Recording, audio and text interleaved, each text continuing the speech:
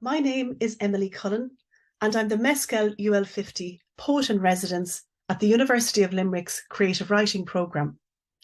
Together with students from the MA in Creative Writing, we're delighted to bring you a series of Espresso Shots of Thought, a project we began last year to explore poetry and poetic process. What inspired me to devise these short segments was a quote by British Indian poet Daljit Nagra, who said that poetry is an espresso shot of thought. So we invite you to relax and enjoy an insightful jolt of poetry from the University of Limerick.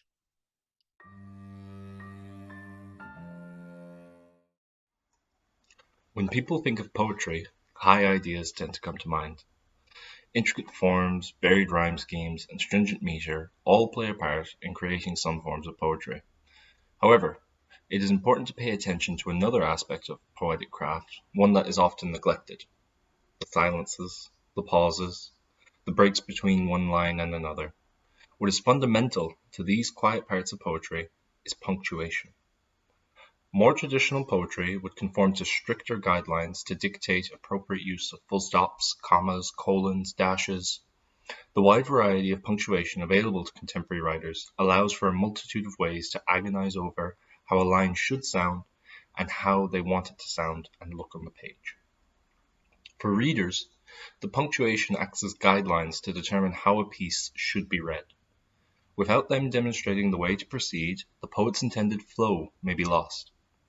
This is not to say that poets must blindly follow standard conventions for punctuation. Indeed, the real fun for the poet lies in knowing how a reader will look at a poem and using this knowledge to play around with the punctuation in their piece. For instance, one very notable poet who broke from convention with how she utilized punctuation in poetry is Emily Dickinson.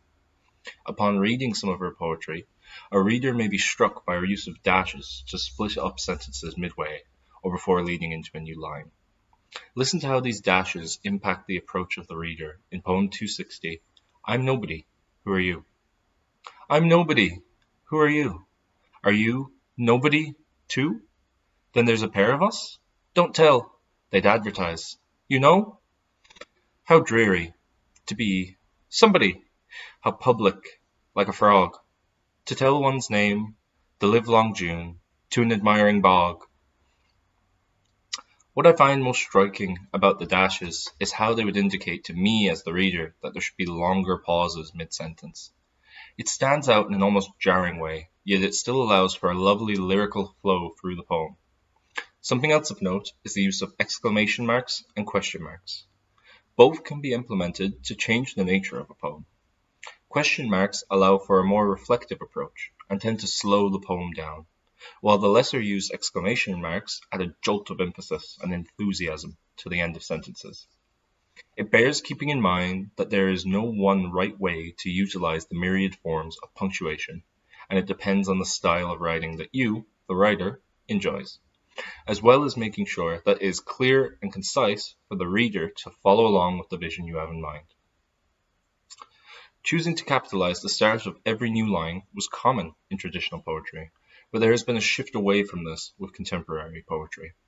A great example of this is an enjambed sentence, where the line flows over from one to another, making for a smoother reading experience, whereas a capital letter might jar the reader for an instant.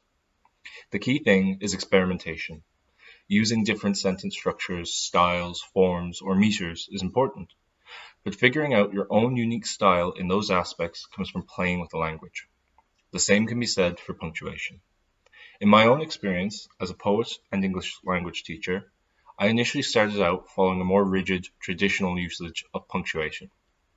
A capital letter for each new sentence, a full stop at the end of each line, or commas to break up sentences. But in acknowledging that poetry is all about finding the best way to express your thoughts or feelings through the lens of your distinct voice, I realized that I was limiting myself. So, I began to play with the punctuation, using enjambment, putting brackets around letters or phrases so they are both there, but they are not. In knowing the rules, you can break the rules. Language should be fun and free, so experiment and throw in an exclamation mark to strike the reader. Insert a jarring pause with a dash, or maybe take the breaks away from the reader and avoid punctuation entirely. It all comes down to you as a writer and striving to achieve the best portrayal of your voice on the page, where the reader can understand the flow you as the poet envisioned for the piece. To sum it all up, punctuation is just another tool in the poet's arsenal. Finding how to best utilize it to enrapture the reader while maintaining your vision is much the same as learning how iambic pentameter works, or how to structure a sestina. Poetry is meant to be read aloud, and as such, it's vital that your use of punctuation enhances the sound and flow of the poem, rather than distracting the reader by making a sentence sound cumbersome to the ear. Now, I'll give an example of how the use of punctuation can change a style and allow for new forms of expression. The haiku, a traditional Japanese form of minimalist poetry that consists of 3 lines with a total of 17 syllables in a structure of 5-7-5, was innovated upon by the famous beat poet Allen Ginsberg into the American sentence, where the 17 syllables are in one singular line. In light of that innovation and the change in how punctuation is typically used in a haiku, I have an American sentence for you. Punctuation is a way to add stops and starts to the flow of poems. Thank you.